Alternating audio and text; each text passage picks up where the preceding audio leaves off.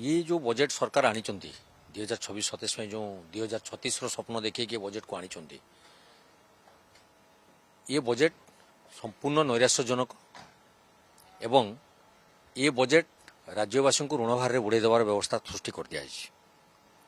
आपड़ देखिए विगत दिन जो बजेट थिला तार 50 ରୁ 60% बजेट एपर्यंत खर्च हो पारना सी अर्थ भी बर्तमान गच्छित होगी पड़ी रही किंतु ऋण भार करी राज्यवासी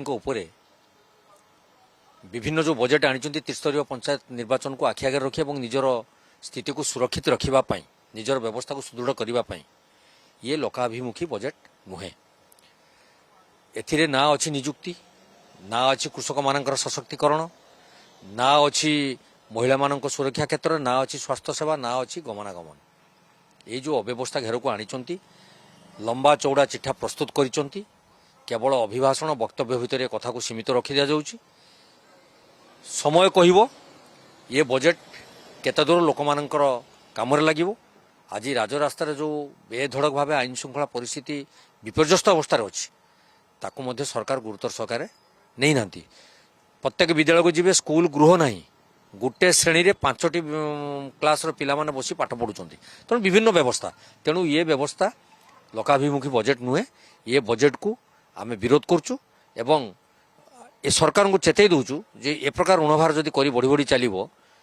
तेबे राज्यर अवस्था मुंड पिछा ऋण तो बढ़ बढ़ राज्य देवाली आड़ को गति कर देखु लोकों बहुत सारे चाप पड़ुची टिके चाप ना बहुत सारे चाप पड़ुची मुंड पिछा ऋणभार बढ़ी बढ़ी चली 3,10,000 कोटी ये बजेट करछंती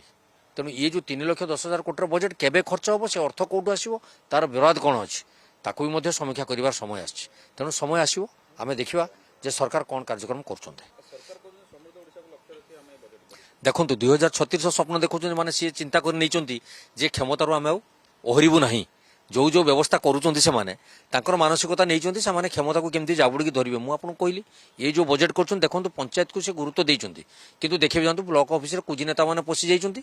सेठी सरकारी अफिसर को काम करिया दौना तो किमती विकास हम आज्ञा अर्थ कौन बजेट बराद करदे हो काम करने जो व्यवस्था रखी से व्यवस्था अव्यवस्था भितर अच्छी कि व्यवस्था भितर अच्छी ताकू भी समीक्षा कर समय आसी एकदम रोनी अर्थनैतिक रिपोर्ट देखु आ बजेट देखु या भितर बहुत पार्थक्य रही न रही कारण दूरदृष्टि अभाव सरकार दूरदृष्टि संपूर्ण ही बजेट को निर्णय करना जो द्वारा कि समस्या राज्यवासी भोग करने को जाऊँच।